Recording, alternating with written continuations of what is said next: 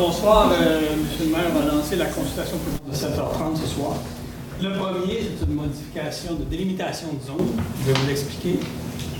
Et le deuxième, c'est un PPC moire où on modifie le nombre de constructions dans un petit espace qui s'appelle la salamandre courte. Est-ce que vous m'entendez bien? C'est comme ça?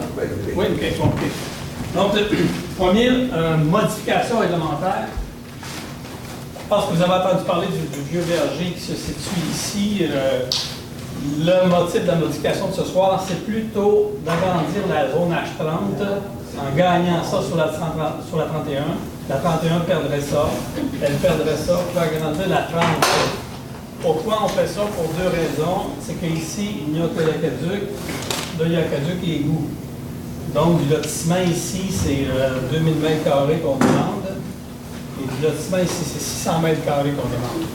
Donc, le but de la modification réglementaire, c'est de permettre à ces gens-là de s'installer sur un des deux réseaux, et non obligatoirement deux réseaux, celui de l'aqueduc. Donc, être sujet à des normes de lotissement moins exigeantes. Je vais dire ça comme ça. Et le deuxième motif de modification réglementaire, c'est pouvoir faire usage de containers pour faire de la construction, mais avec de la finition de matériaux autorisés. Donc, personne ne s'apercevrait qu'on construit sur des containers. Donc, je vais vous montrer un peu les montages qu'on a fait. Donc, j'ai expliqué les modifications de la zone. Où ça fait valoir de nombre de lotissements distincts. Merci. Alors, la zone est ici. Je vais retrouver mon l'amendement. Donc, au règlement actuel, l'emploi de conteneur est interdit. Alors, il est toujours interdit, sauf que si le conteneur est utilisé comme bâtiment destiné à l'entreposage à des fins publiques, et puis si toutefois le fameux conteneur est construit et revêtu de matériaux parement autorisés pour les finitions extérieures dans le règlement actuellement vigueur. Donc, c'est comme ça qu'on modifie le règlement pour permettre ce type de structure de construction. Bon, pour moi, ça termine le premier objet de modification, dans le fond. C'est pour modifier une zone ici pour que les normes de lotissement 2000 m², à titre d'exemple, les gens ici puissent s'en prévaloir. Ici, à Aqueduc-Égout, 600 m².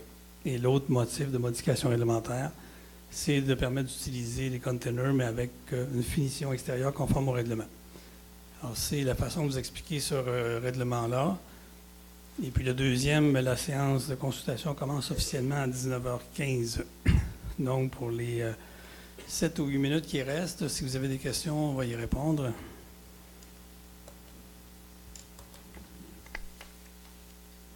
Est-ce qu'il y a des questions? Oui, Madame Dyer.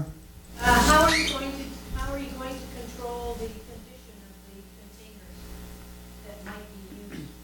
Are you going to follow the international standards for container certification? Containers can be good, they can be not good. There are different qualities of container. Using just the term container is pretty open-ended. What sort of qualifications are you going to apply to make a container satisfactory? Toutes les conditions de construction du règlement de construction sont maintenues. What you mean, code and engineering and everything like that, we keep that because it is in our bylaw building a new home. It stays in our règlement de construction. And what we mean tonight is the planning, land planning, règlement de zonage. So the answer is yeah. If you're going to accept the use of a container, it's similar to saying we accept the use of a certain kind of steel or aluminum without discussing the gauge, without discussing the alloy. And it's easy to get your hands on containers that are no longer sound, they're no longer in good shape, and then they would become actually quite poor to build with.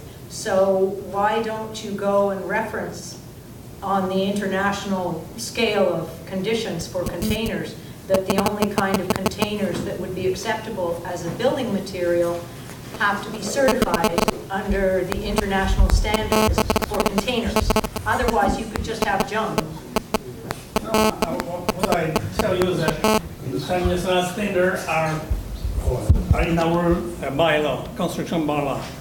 These containers have to be safe and have to But, be... Monsieur Beauregard, what I think Madame Dyer is pointing at is that I think it's a good idea because we don't want uncertified containers. So there must be a certification certificate. So can you ask the person if moi je ne sais pas comment que ça fonctionne au CCU, là, mais qu'il soit conforme à un certain standard qui peut-être laisse à être élaboré, là. Je ne sais pas, là. Je lance ça comme idée, mais je trouve pas ça une mauvaise idée, là. Il y a un autre... Allez-y, madame. Votre nom, allez au micro, s'il vous plaît. Pouvez-vous vous identifier? Alors, mon nom est Karine Gris et en fait, l'utilisation des containers.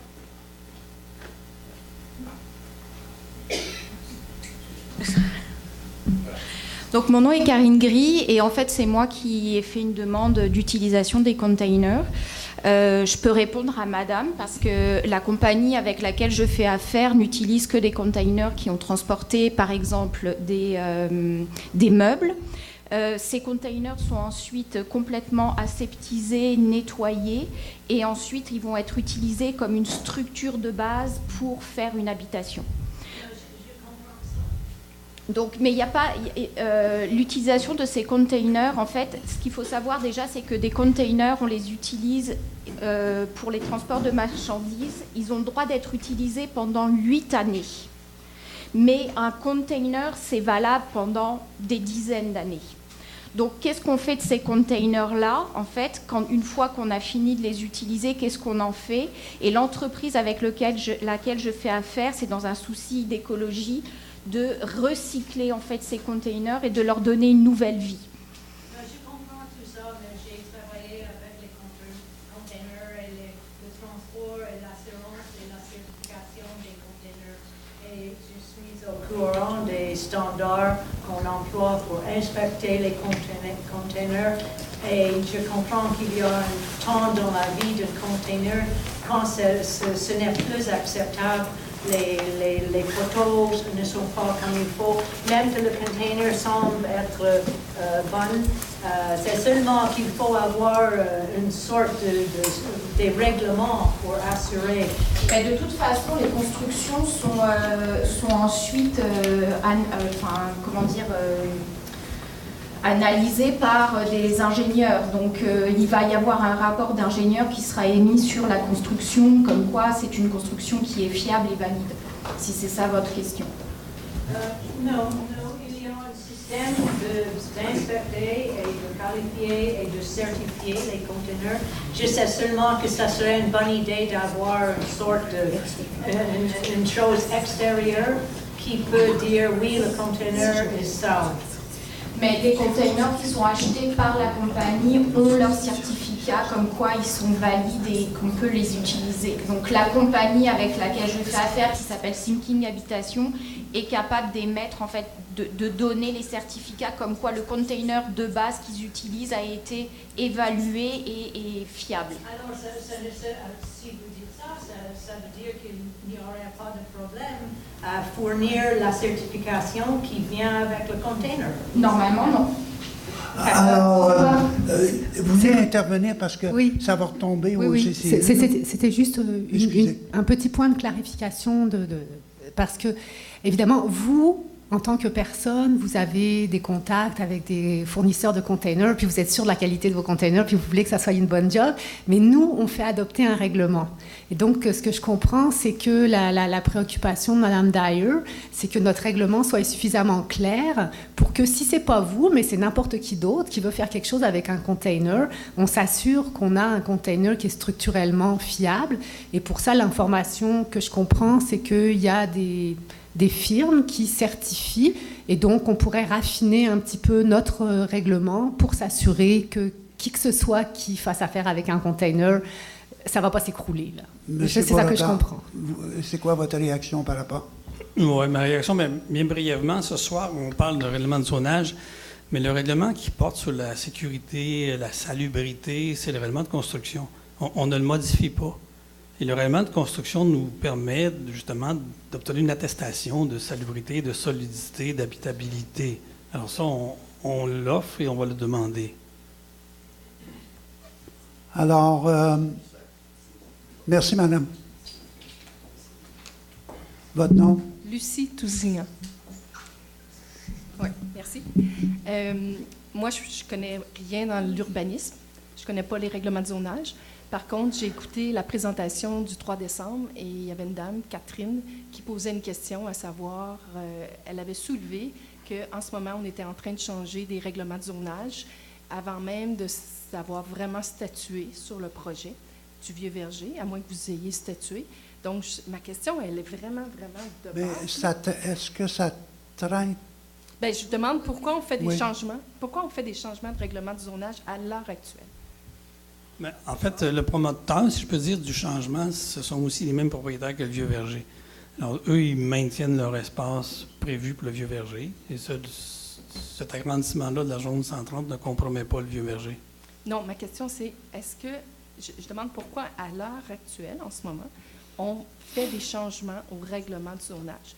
Ça, c'est ma première question. La deuxième, est-ce que ce changement-là, parce qu'encore une fois, je ne suis pas spécialiste là, des règlements, mais les citoyens viennent de gagner une cause qui protégeait les aires de milieux humides. Est-ce que ce règlement-là, c'est pour ça que ma question, je la trouve très juvénile, mais je la pose quand même, est-ce que ces changements de règlement-là interfèrent avec la cause que les citoyens viennent de gagner? Monsieur Beauregard, Ouais, peut-être que Patricia va vouloir ajouter. Ouais. Allez-y. Commencez, monsieur. Ben, à ma connaissance, la réponse est non. Là, vous avez deux questions. Une première, pourquoi on fait ça? On le fait parce qu'il y a une demande. Et puis, la deuxième question, la réglementation sur les milieux humides est toujours là. Alors, si on agrandit l'espace pour construire différemment, s'il y a de milieux humides, il n'y a pas de construction de milieux humides.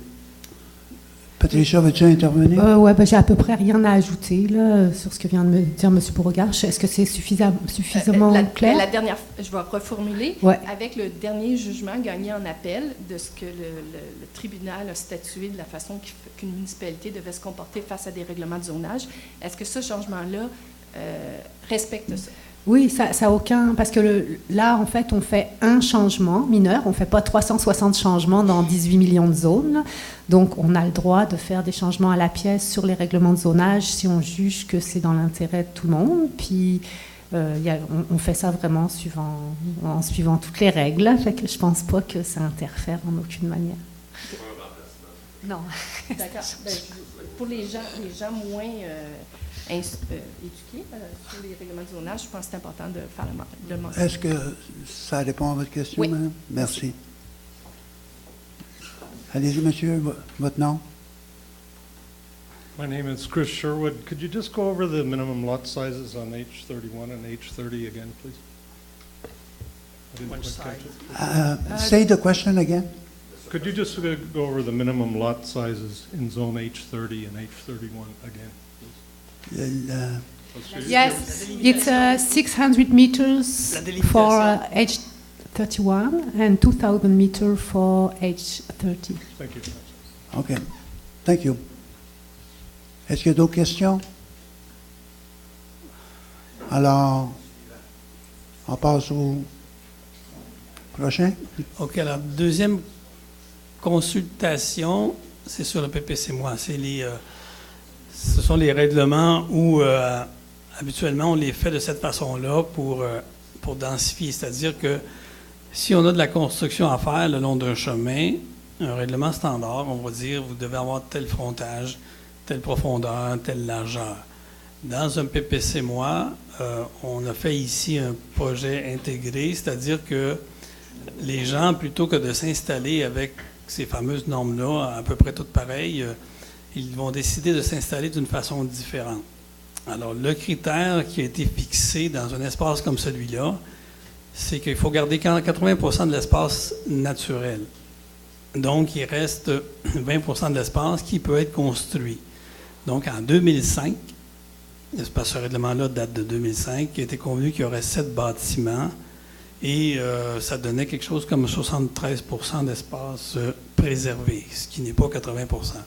Mais le règlement est entré en vigueur de cette façon-là. Aujourd'hui, ce qui est demandé, c'est que plutôt que d'avoir 7 constructions, actuellement il y en a 5, la modification consiste à ne pas faire ces deux-là et n'en faire qu'une dernière, une 6e, ce qui fait que l'espace conservé n'est pas que de 73%, mais 78%, ce qui n'est pas non plus le 80% réglementaire. Alors, c'est l'essentiel de ce règlement-là qu'on appelle PPC-moi, c'est-à-dire projet intégré. Le 80% de l'espace appartient à tout le monde, mais chacun a son 8000 m² de terrain. Alors, 6 habitations plutôt que 7 au final. C'est l'essentiel du règlement. Là, je peux vous donner les autres textes. Construction d'une dernière habitation unifamiliale aux conditions suivantes. Il y en aura 6, il n'y en aura pas 7, ça va être la dernière. 8000 m² comme tout le monde, mais à l'époque, 7003, c'était pour 7 habitations et ne pas trop déroger aux 80%. Mais quand il y en avait 7 habitations projetées, c'était 73% qui étaient laissés à la nature. Dans le cas présent, on augmente, on monte ça à 78%. Donc la dérogation, elle est de 2%.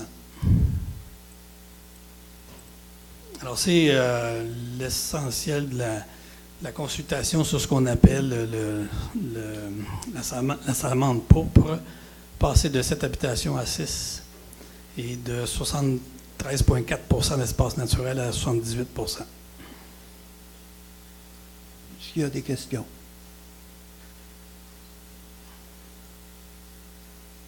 Pas de questions? Alors, s'il n'y a pas de questions, ça termine la période de consultation. Merci.